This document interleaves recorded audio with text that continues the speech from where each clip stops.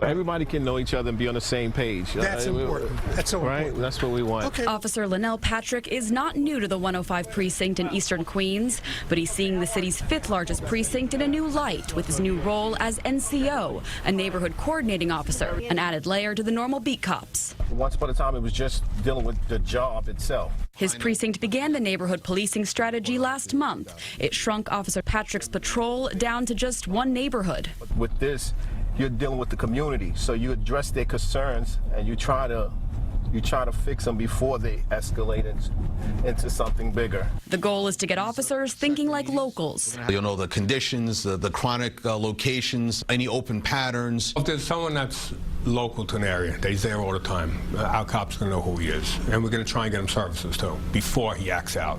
Chief of Department Terrence Monahan wants his officers to come up with their own solutions. Hi, how are you? Like flagging down a delivery man. We're having issues with people stealing packages off of lawns, like after they're being delivered. One guy told me I delivered to a whole block, and he watched on everybody camera that he came with a bag and just took everything. Okay.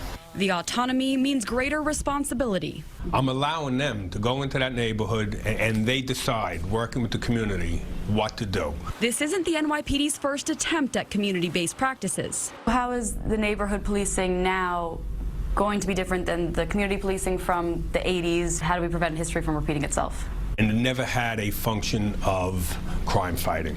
We never gave that responsibility to the cops, teaching them that they have to be involved with crime fighting. And we became almost 2 separate agencies in the 80s. You had your community policing officers over here and your sector cops over here, and they never really joined in, and there was animosity between the two. A key aspect of the modern strategy is making officers more accessible by handing out business cards and encouraging people to email or text their local officer about non-urgent issues. I'm getting text messages daily. Do you feel like you're able to manage that? That may take a little time, but my thing is to try to get back to the person that texts me. So that when the big things do happen, they call you? Absolutely. The chief hopes it puts a face to every 911 call. You have a cop, someone you can reach out to, your cop in your neighborhood. Even though it's just getting started here, Officer Patrick says he already feels the difference.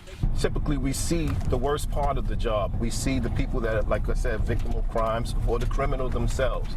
So, you know, you kind of paint a picture of the community, but that's not the whole picture. That's what this position allows you to do, to see the actual community. This is the precinct's first month with this strategy, and we'll check back in a few months to see how it's working.